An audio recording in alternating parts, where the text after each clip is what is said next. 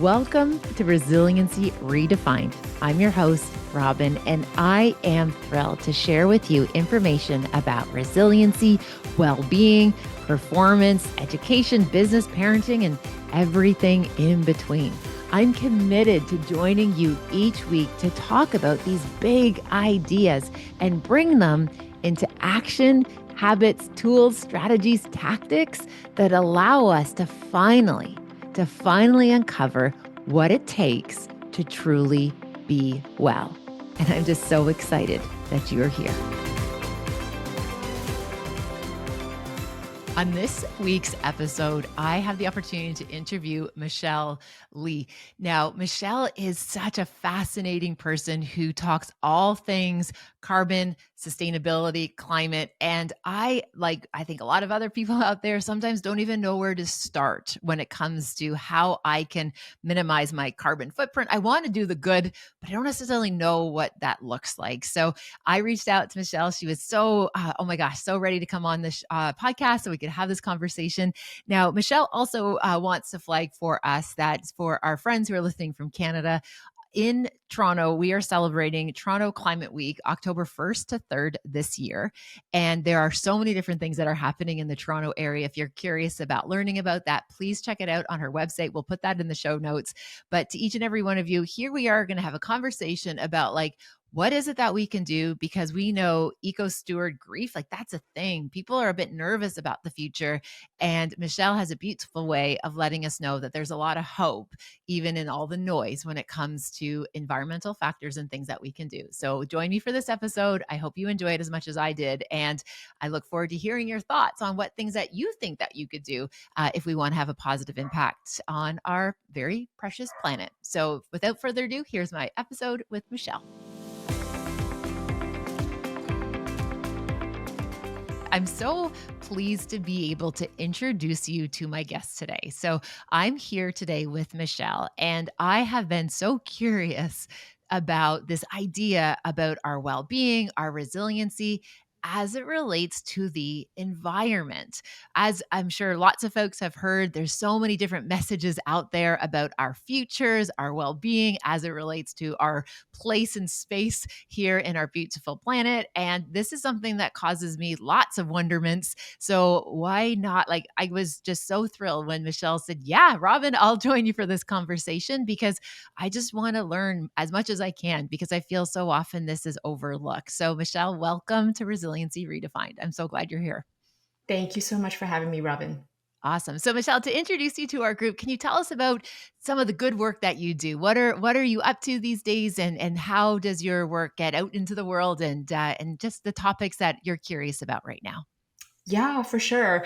And I might just start a little bit with a kind of a step back because I Yes. think it's interesting to kind of see the journey. So I'm a Toronto native, born and raised in Toronto. I grew up in North York, and in 2012, I had done, a master's degree in science, and I had worked in the medical device market research for a while, and I was really looking for a new adventure Yep. and decided to move to San Francisco to do a year of business school, and that completely changed my life. Oh, I cool. ended up staying in San Francisco in the Silicon Valley, working for some of the biggest tech companies in Mhm. the world, Salesforce, Yeah. DocuSign, went through an IPO, didn't even know what an IPO Yeah. was before I got to the Valley.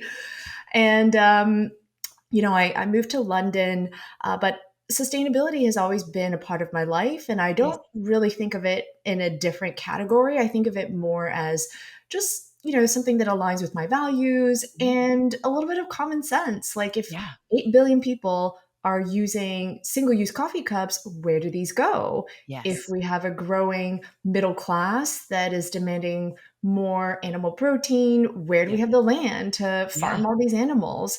And so early on in my journey, because it is a journey, it's not Yeah. like, you turn the lights on and off, it takes time.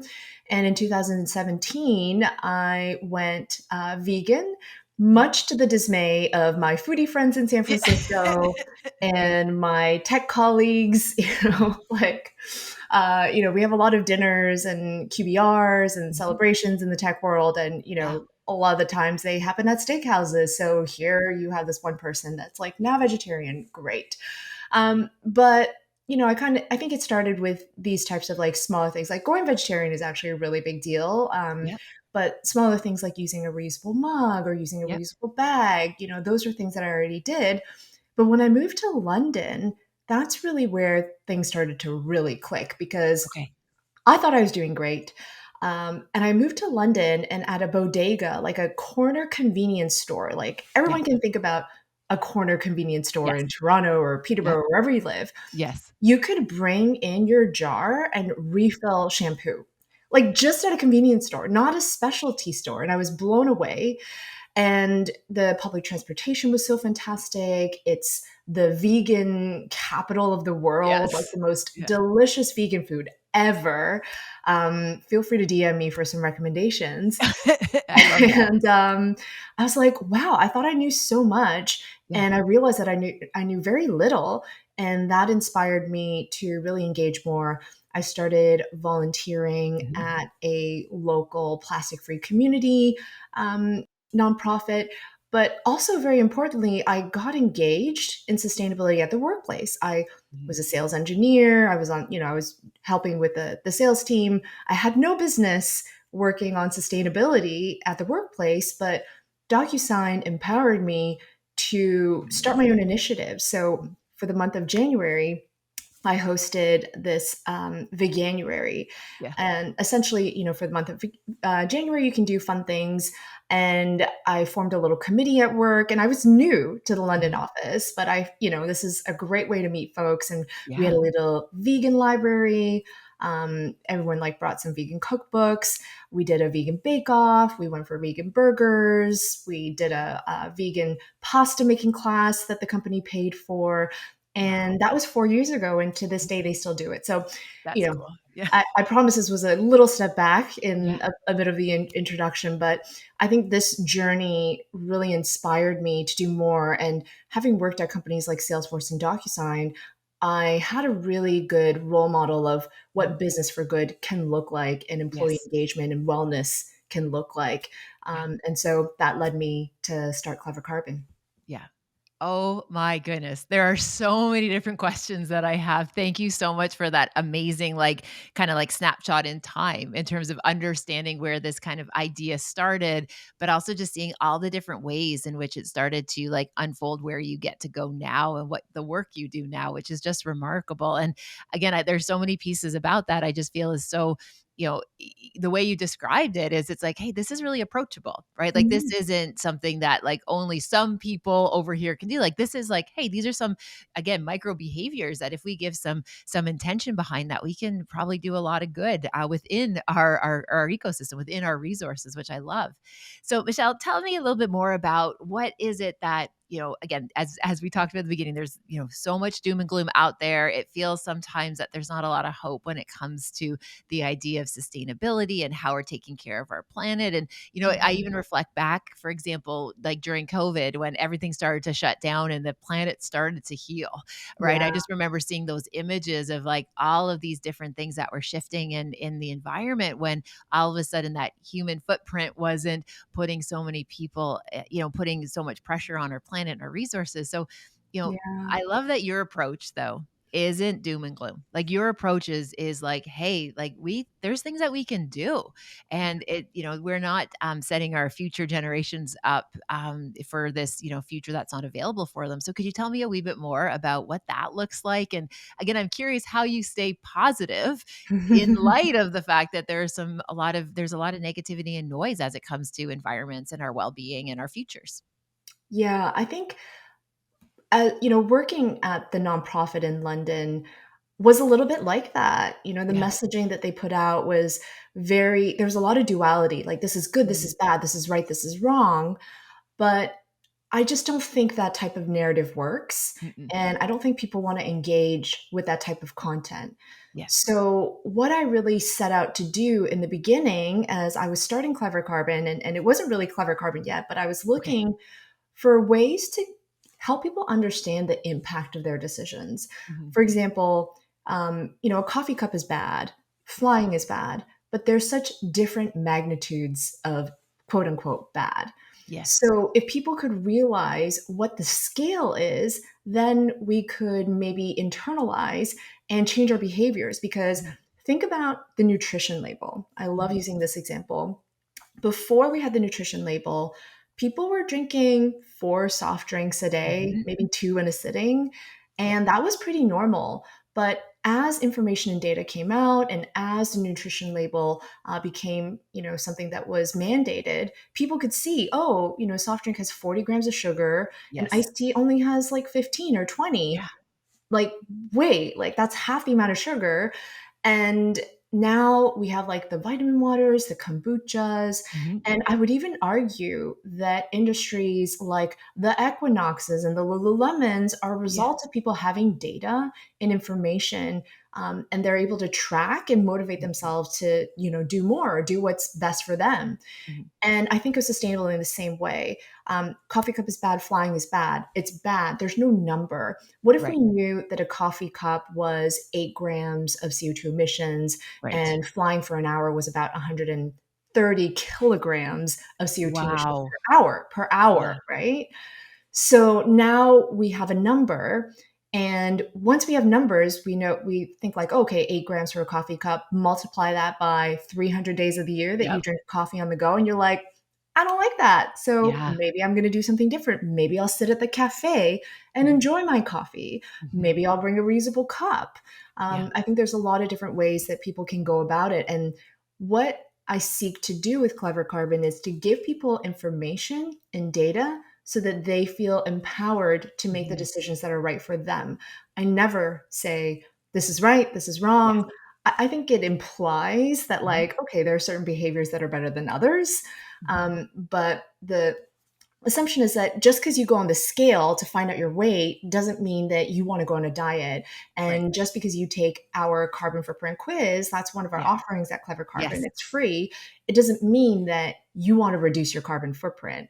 Yep. And I think that has been really key, this mindset, Mhm. and just understanding like, human behavior is okay. Now I know my carbon footprint. It's not scary. They're not telling me Yep. to do something. So maybe I'll come back. I forget what my carbon footprint is because it's measured in units that we normally don't measure in. So Yes. my footprint, for example, is 21.1 tons. Okay. The average in Canada is around 14 tons. Average in the US is around 17 tons. This is annual carbon Wow. footprint based on consumption per individual. In the UK, it's actually 7.7.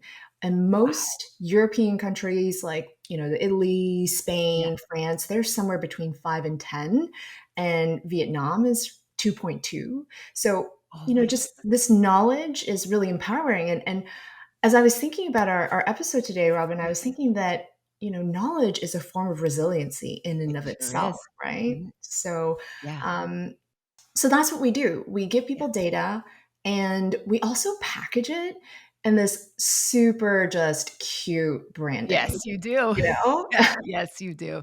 Oh my goodness, Michelle, that is so again, one of the things I often talk about as a behaviorist is I like this idea about data-informed decisions, right? And Mhm. sometimes, again, I like to think of myself as like the behaviorist, and yes, I have lots of heart as well, so I not everything is just about the numbers. However, it's a starting point, right? Yeah. It's a starting point for us to, again, build that awareness. And what I love that you're sharing is not that you're pressuring and that there's some, kind of like hidden agenda where we're going to shame people into changing their behavior. It's like, Mhm.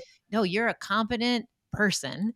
We're going to give you the information. And with Mhm. that information, you can choose how you want to show up, like how you want to impact on your behavior. And, again, I love how it also creates dialogue where we Mhm. can have conversations. And, anytime where we are able to, learn about our behavior, understand the impact, especially as people who are mindful about the future. And again, if we think about the future and thinking like, everything's going to hell in a handbasket and, my small little action isn't really going to make a big difference. Yeah. Well, the reality is that collective effort of people even making small and moderate shifts to their consumption, their use, their behaviors, Yeah. it's going to be radically different than if we all are just frozen and do nothing, Yeah. thinking that like there's no hope, right? All hope is lost. So I love that you're creating tools for that. So thank you for the great work that you do. And that's the other kind of question that I'm curious about is as people are, learning and Mhm. seeing, and I know you've given the examples of like the coffee cup and the flight, and I love that example about the reusable containers that you got to see in London. Mhm. What you see right now, again, we're both in a similar area in the Yeah. Toronto area. Where are some of the places where people like can have what we call like easy wins Yeah. where we can start, that maybe they're things that we haven't even thought about, right? We're doing the recycling, we're doing kind of the reducing, we're doing some of the traditional things that we think about, but Yeah. what are some of the other places that you're like, "Oh, Robin, you know what? These are a few easy wins that I would love more people to explore or try or get curious about." Yeah. Thank you for that question, Robin. Yeah. I love talking about this, and especially Yeah. in my hometown of Toronto. But Yes. um, to give you a little bit of context, so, cement and steel are some of the most energy intensive and polluting industries. Okay. And each of them represents somewhere around 10% of global emissions. Most Okay. people don't know cement production actually is very energy intensive. So there's a lot of, fossil fuels used for Yep. energy. Steel, I think people can kind of make that Mhm. connection. But yeah, they each represent about 10% of global emissions.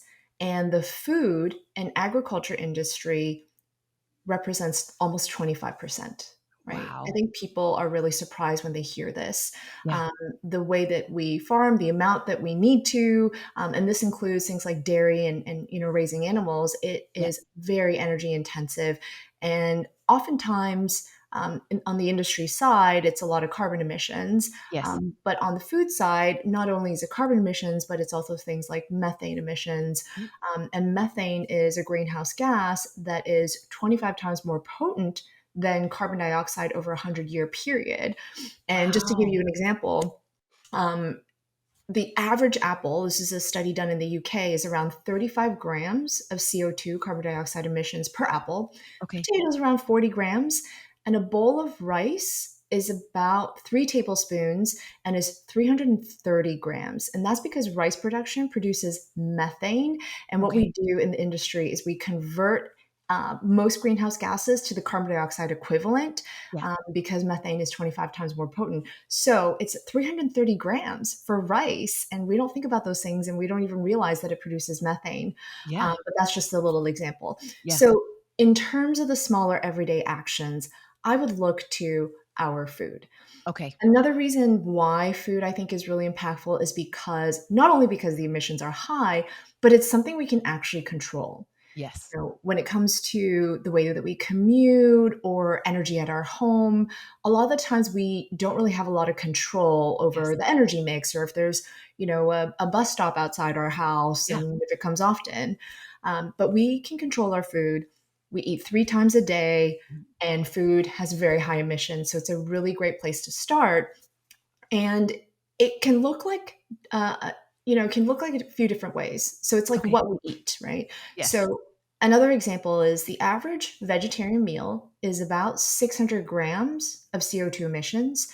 The Okay. average serving of chicken is around 1,300. The Wow. average serving of beef is around Oh my 7,700. gosh. Yeah. Wow. So, just being equipped with this knowledge, we can all make more informed decisions about how we Yeah. want to eat, how often we want to eat certain things. And I don't want anyone to feel like they have to be perfect. Mhm. You don't, like Okay. I have friends who work in the climate space who once in a while will indulge, and Yeah. that's completely okay. But Yeah. collectively, when we all make small changes, it does add up. Mhm. So, what we eat, I think, is important. Um, Yes. now, how we buy things can also be really impactful. And in Toronto, we actually have a lot of great sort of low waste options to buy things. Mhm. And this is more around packaging. Mhm. So, for example, we have Bulk Barn, right? Yes. Bulk Barn is so fantastic because you can essentially buy everything without. Um, plastic packaging. Yep. I don't know if they allow you to bring in your own bag. I haven't tried that yet, but that's what shops do. And like, there's like a shop near me called Unboxed, and essentially you can buy almost everything under the sun in your Wow. kitchen, like, in bulk. So, Yeah. whether it's, like, Aero starch, like, like panko crumbs, flour, rice, lentils, nuts, spices, right? Because like, we all know, like, come Thanksgiving, come Christmas, there's this one recipe we wanna do that requires, this special spice, we Yes. never use it, we Yes. buy it, and then it's, like, stale 5 years later. Yeah. But you can actually buy by the weight and just buy what you need so that you're not, buying packaging, Mhm. and you're being more sustainable that way. And this is less of a focus, I would say, on carbon emissions. Yes, plastic packaging does have a carbon footprint, but it's very low because it's Right. quite light. Yep. Unless we're talking about glass, glass is very heavy. It requires more fuels to transport. It's very energy intensive to manufacture. So, glass is a different story. But thinking about our plastic footprint, our waste footprint is also part of the equation. Right. So buying, there are certain grocery stores, like even Whole Foods, you can buy bulk sometimes as well. And even when you're in the produce section, can you pick the produce that has the least amount of plastic packaging? Like, it Yeah. drives me wild that we have to buy lemons in this, like, plastic fish net, right? Yes. Like, Yes. Yeah. or that things are, like, wrapped in plastic, like, Yeah. 3 eggplants and with styrofoam, Yes. like, it Yeah. those things drive me crazy. Um, so there's that aspect, and then if we think about the more towards the end of life of food, and what I Yes. mean by that is, food scraps. So Yes. whatever you can't finish, sometimes we go out to eat and we bring the take home, Yes. either take out home, and then it stays in the fridge, and then we end up not eating it and we have to throw it Yep. away. Um, we're so lucky in Toronto to have curbside composting. Yes. You don't even understand Yeah. what a luxury that is. Mhm. And I lived in New York for about 2 years. I lived in London for about a year and a half, and I lived in San Francisco for about 8 years. When I Yep. lived in San Francisco, like, composting was not really in my world. Yes. And then moving to London, they really didn't have composting there. And in New York, they had curbside composting, but only in like certain places in Mhm. Manhattan and certain places in Brooklyn. So where I live, there was no curbside composting. And so I ended up keeping my food waste, putting it in the freezer, and taking Yes. it to the farmer's market on the weekends, which I didn't mind at all. I loved Yeah. it. I love going to the farmer's market, but actually, where our food goes when it becomes waste can really make a Mhm. difference. So Yeah. I'll break it down a little bit. If our food goes to landfill, if we throw our food in the garbage, what happens is these trucks have to travel a long Mhm. distance to the landfill. So there's more fuel used. Yes. And in the landfill, the food is essentially covered with all these different things, and there's no oxygen. So as it breaks down in this condition, it produces methane instead of carbon dioxide. And as we all know Wow. now, Yeah. methane is a more potent greenhouse gas. So Yeah. that's not a great thing. Yeah. Whereas if we compost, the compost facilities are typically closer to cities, so they're not Yes. traveling as far. And in the composting, I guess, like, process, they introduce oxygen in, and Mhm. as a result, carbon dioxide is produced instead of methane, which is Ah. 25 times better. I mean, Yes. it's a greenhouse gas; it's not great, Yes. but Yeah. it's, like, Yeah. better. And then the other piece is that the compost that comes out can go back into the land Mhm. and nurture the land. So it's a way Mhm. more circular way. So Yes. even, the food scraps, etc., there are just small things that we can do to be more kind to the planet. And we are so lucky Yeah. that we have curbside composting in Toronto. Yeah. Oh my goodness, Michelle, thank you for like breaking that down for us. So for example, like I just assumed that like that organic matter that when it would go to the dump that it would just kind of break down, but I just so appreciate just the clarity in which you described, hey, if we actually take out that organic, if we put it in the compost, it Mhm. actually is going to create less of a negative. Although, yes, we're dealing with negatives, it's going to be less of a negative than Yeah. if we just do it by removing it in the regular trash. I didn't know that. Thank you so much Mhm. for enlightening me on that. And again, what I hope that our listeners are able to see is that, it's these small micro behaviors that, you're going to do something with it anyway. So why don't we do it in a way that's actually going to minimize the impact? Because you are going to be working with these, again, with these leftovers or whatever it is. And I just really appreciate showing that, hey, this is a reason why. Because I, Mhm. I really believe when people understand the why behind what we're doing, it's Exactly. easier to build that enrollment, to build that engagement and build that practice. And again, even, I know when my children were younger in elementary school, there was the challenge about, one day a week, just trying to, go, eating a vegetarian diet and just start with one day a week and see what Mhm. that's all about. And again, that it doesn't have to be this massive overhaul. And it is something that's accessible to us if we get kind of curious and open to learning. And as you said, using data like you do in terms of the information that you share with Mhm. your whole work, that we can do something about this. And again, I think sometimes when we feel a lot of, even just what we talk about, like in my book, when we talked about the environmental realm of stressing wisely, that there is ecological grief, that sometimes people are just so overwhelmed that they don't do anything. And, Mhm. when we're able to take small actions with some of that anxiety about worrying about the future, it actually starts to help it seem that it's possible to address it. It seems like it's possible that we're able to work with what the reality of our world is. So I really appreciate you showing that example. So thank you for that. Yeah, my pleasure, Robin. And I want to add just an additional layer to Yes. what I shared around food, right? Yeah. Not only are some of these things better for the planet, but they may be better for your health, right? Like, I'm not Yes. a doctor here, I'm not a practicing medical practitioner. I encourage everyone to do their own research. Yes. But a lot of the times, I think when we think about eating vegan or vegetarian, it's like, oh, you're eating a lot of pasta, a lot of starch, a lot of carbs. But that's not how I eat. Mhm. I eat a lot of whole foods. I eat Yep. a lot of rice bowls. I don't eat a lot of salads. And, I hadn't gotten my blood work done in a while.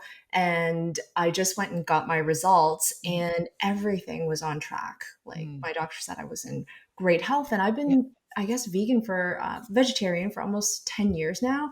And Wow. even thinking about the packaging piece, right? Not having microplastics, Yes. ingesting that is also really beneficial for your health. So sometimes we can look at it through the lens of, what can I do for climate? What can I do for the planet? But also, like, what Yeah. can I do personally for my health? And I think that Yes. resonates with people as well. Yeah, absolutely. That is such a great point. And again, there's so many, I think with in many areas, there's all these misconceptions, right? There's this misconception that, if you are eating vegan, or if you are somebody who is eating vegetarian, that like all your other levels are going to be off and you're going to have to do all Mhm. this supplementation. And what I hear you saying is that, like, wow, there's ways that we can do this, and it's so much more than just salad and supplements, right? There's other ways that we can enjoy, colorful, beautiful family meals and have these opportunities for, again, just engagement, as you said, like even with more things becoming available now for people to be able to have different choices when it comes to these areas of focus, which is just amazing.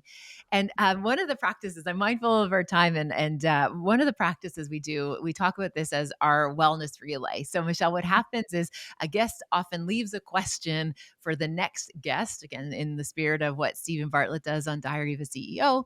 And Mhm. if it's okay, if you're up for it, the previous guest had no idea who was going to be the next Oh, guest, and wow. the question that they did leave a question for you. So if you're Okay. open, I'm happy to share that question. And if you choose to leave a question for the next guest, you're absolutely welcome to do that. Are you open to trying the question that was left for you?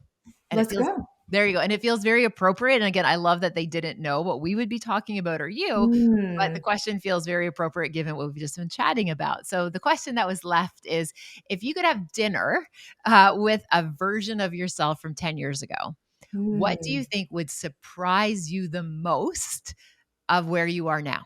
So if you imagine 10 years ago and now you're here, Mm. you're sitting there with Yeah, yourself 10 years ago, what do you think would yeah. surprise that part of you the most? I think everything about my life right now is very surprising. I It's love that. just like I never expected to leave the tech world. Mhm, 10 years ago would have been 2015. mhm. I had just started working for Salesforce then. I probably saw myself, in a career path at a tech company, Yeah. just kind of learning and developing in that organization. I never would have thought that I would have my own business. Mhm. I never thought that I would be a keynote speaker. Yeah. And I never thought that I would be in some of the rooms and spaces I've been. It's been such a wild adventure since I started my climate work. So I think I would just be like, no way, I don't Yeah. believe you. I love that. Oh my gosh, and as someone who again, thank you for sharing that answer, and I love that, so often when I'm talking to guests on the podcast Mhm. is this kind of idea of this, like, this side quest, right? This kind of like side quest all of a sudden turned into this new thing, and Yeah. you're able to build a livelihood and a lifestyle around it, which is Yeah. just so cool, and it's a common theme I see so often, especially when I'm chatting with, like, really strong, like, women who are like, really co-creating these big bright futures. So Mhm. often they're these side quests that turned into something when they bet on themselves. And I just love that theme continues, that the theme continues. So Mhm. again, Michelle, in the spirit of that, you're welcome to leave a question for the next guest. I always say there's no pressure. Just email it, DM, text me. You don't have to worry about coming up with a question on the spot. We would love to hear your question whenever you're ready, and we'll pass it to the next guest. But also, thank you for taking the time to, like, I think, really demystify something that sometimes feels so overwhelming we don't know where to start, and giving us some of that information is given just a sense of, what, there's small things that we can do that actually can make a really big difference. So thank you for the amazing work that you do, and for making this topic something that is like, yeah, I can get on board. There's things that I can do, and I just really appreciate you and your skills and your talents and your gifts that you're sharing with all of us. So Michelle, thanks for being here today. Thank you so much, Robin. I really enjoyed our conversation. Thank you for spending time with this podcast episode today. I hope you found something helpful in Resiliency Redefined. Please feel free to share it with somebody who you might think could benefit. Maybe there was something useful, something in particular that you think you could pay forward. Also, if you have a moment, please feel free to rate and review this podcast wherever you like to listen to your podcast. It means the world to me. And again, thanks for your time. Thank you for your interest. Take good care, and I'll see you next time.